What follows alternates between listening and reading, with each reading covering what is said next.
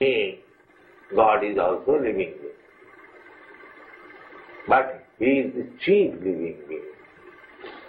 He is the chief eternal.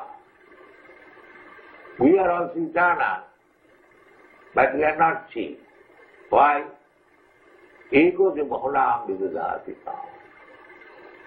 And just like we require a leader, similarly, He is the supreme leader. He is maintainer. He is provident. He is providing everyone's necessities. We can see that there are elephants in Africa. Who is providing them food? There are millions of ants within the whole of your room. Who is feeding them? He is already supplying the necessities, but then why shall I bother Him for supplying the necessities? He is already supplying, without asking.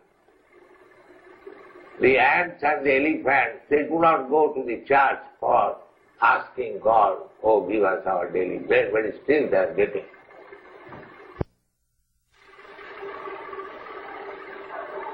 We require these things, and God has created.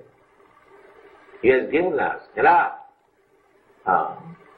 Purnameno, Purnamada, Purna, Purnam, Yachyate. Everything is complete. Ishavastamidam Sarvam. Everything is completely arranged by the Supreme Law. Tatena Tatena Vandita. So we should be cognizant how we are benefited by the Supreme Personality of Godhead and what is our duty. Perfect. He doesn't require our service. But if we are engaged in His service, that is our healthy condition. Just like this finger is part and parcel of my body. Now, I am asking the finger, skip like this, move like this. This is healthy condition of the finger. But if I want to take service from the finger in some way, but if the finger cannot serve it, this means unhealthy condition.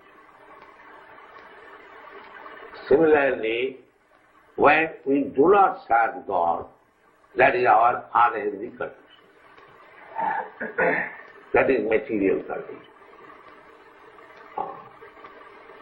Therefore, there was a big meeting in Naimisharanda. But my opinion is that where Krishna and Arjuna are present, there will be all good fortune. He directly confirmed that Dhritarashtra could not expect victory for his side. Victory was certain for the side of Arjuna because Krishna was there. Krishna's acceptance of the post of charioteer for Arjuna was an exhibition of another opulence. Krishna is full of all opulencies, and renunciation is one of them. There are many instances of such renunciation, for Krishna is the master of renunciation. The fight was actually between Duryodhana and Yudhishthira. Arjuna was fighting on behalf of his elder brother, Yudhishthira. Because Krishna and Arjuna were on the side of Yudhishthira, Yudhishthira's victory was certain. The battle was to decide who would rule the world, and Sanjaya predicted that the power would be transferred to Yudhishthira. It is also predicted here that Yudhishthira, after gaining victory in this battle, would flourish more and more, because he was not only righteous and pious, but he was a strict moralist. He never spoke a lie during his life. There are many less intelligent persons who take Bhagavad-gita to be a discussion of topics between two friends in a battlefield. But such a book cannot be scripture. Some may protest that Krishna incited Arjuna to fight, which is immoral, but the reality of the situation is clearly stated. Bhagavad-gita is the supreme instruction in morality. The supreme instruction of morality is stated in the 9th chapter, in the 34th verse. Manmana bhavamad bhakta. One must become a devotee of Krishna, and the essence of all religion is to surrender unto Krishna. As stated, Sarvadharman. The instructions of Bhagavad-gita constitute the supreme process of religion and of morality.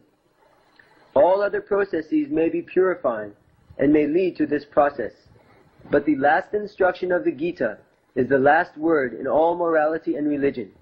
Surrender unto Krishna. This is the verdict of the 18th chapter.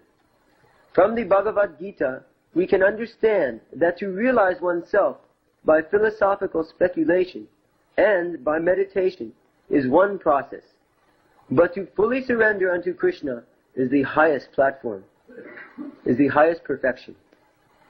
This is the essence of the teachings of Bhagavad-gita.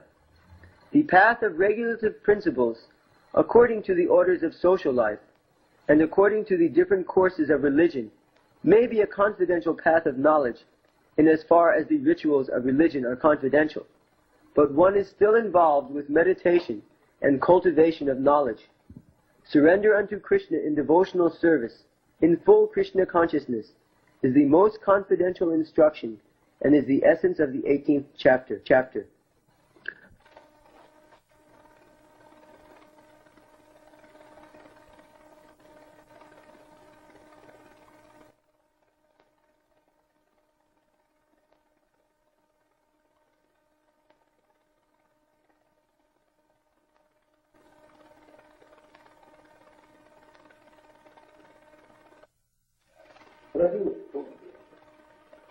Canal Bhagavad-gita.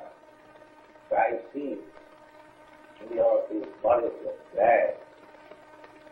You have got enough land to produce food there.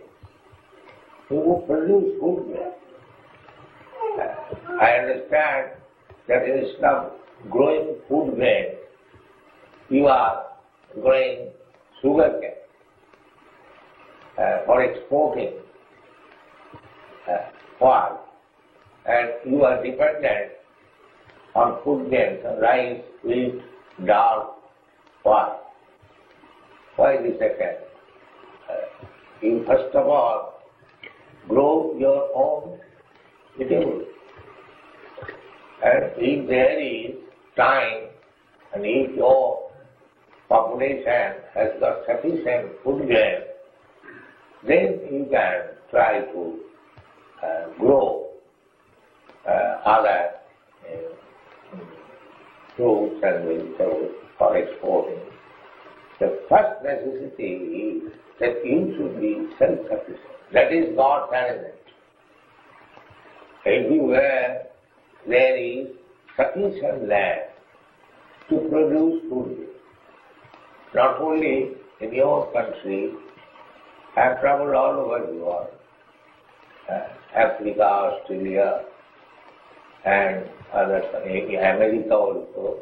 There is so much land taken that if we produce food grain, then we can feed 10 times as much population as at the moment.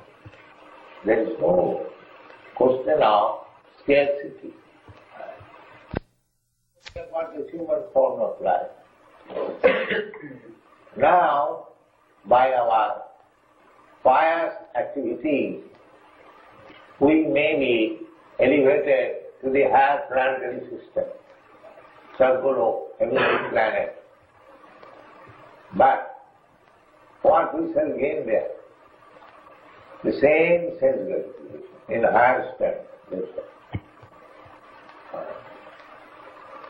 Just like sense gratification is there in the society of the cats and dogs, sense gratification is there in one country, in another country, but the arrangement is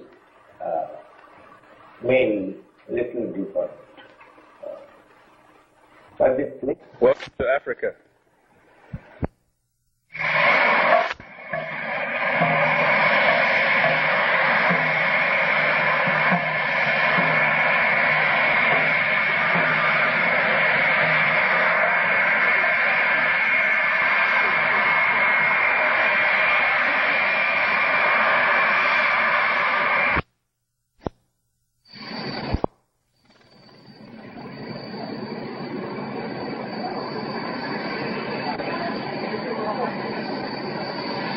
sky will fly in front of us.